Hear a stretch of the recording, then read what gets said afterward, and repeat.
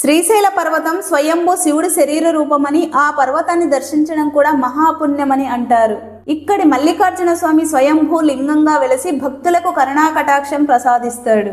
భ్రమరాంబ అమ్మవారు మహాశక్తి రూపిణిగా భక్తుల కోరికలను తీర్చే జగదాంబగా పూజింపబడుతున్నారు.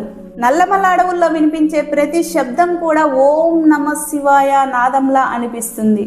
శ్రీశైల యాత్రలో ప్రతి అడుగు పుణ్యఫలం ఇస్తుందని, కేవలం ప్రయాణమే తపస్సుతో సమానమని నమ్మకం. చరిత్రలో అనేక రాజులు, సంతులు ఈ క్షేత్రాన్ని దర్శించి తమ జీవితాన్ని ధన్యం చేసుకున్నారు. శ్రీశైలంలో గాలి కూడా పవిత్రమే.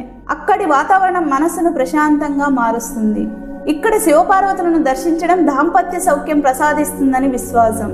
మహాశివరాత్రి సందర్భంగా లక్షలాది భక్తులు చేరి చేసే జాగారం శ్రీశైల మహిమను తెలియచేస్తుంది.